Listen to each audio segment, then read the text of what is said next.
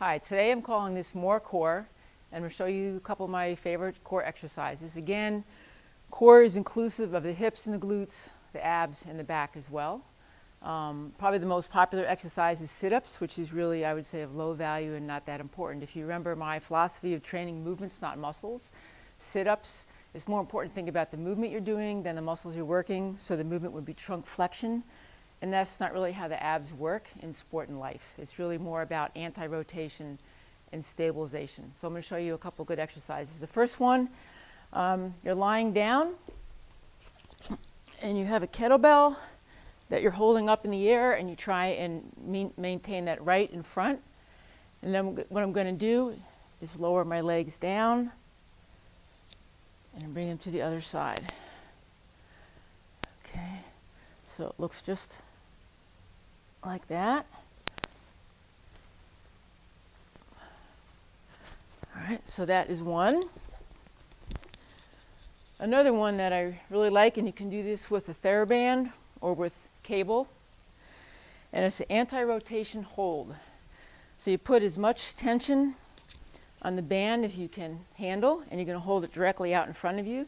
So this is going to be for time. Another way to do this is the pal-off press, where people hold it here and push out, but I find people spend too much time here and not enough here. So I just prefer the steady hold, and I'm going to do this for 15 seconds or 30 or a minute. So the way I would get stronger is to increase the time or stand further away from the pole. All right. I'm going to obviously do this on both sides, and a more advanced version to make it interesting is I can add flexion and extension. Okay. And it's important when you add that motion that you're not getting the motion from your back, that you're keeping your ribs tucked down, and you're just getting the motion from your shoulders and not hyperextending your spine.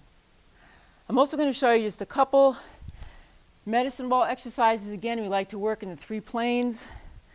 Good example of transverse and transverse.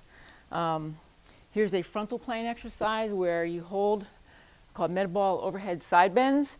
You hold the ball here, and what I want to think about is being a straight, like 2x4 from my belly button to the ball. There's no movement there, only at the hips. Okay, so I'm not curving over, it's just right there. All right, and I'm actually going to really work those obliques. Okay, so there's a good frontal plane exercise. You can increase the challenge by doing more of them or using a heavier ball. The last one I'll show you today is the figure 8. And the figure 8, you want to hold the ball away from your body, and I'm basically going to draw a figure 8 as if this were a pen, and I'm going to make them small and tight and really work that core. And you also want to switch direction and do them the other way. The smaller and tighter, the better the workout. Try them out.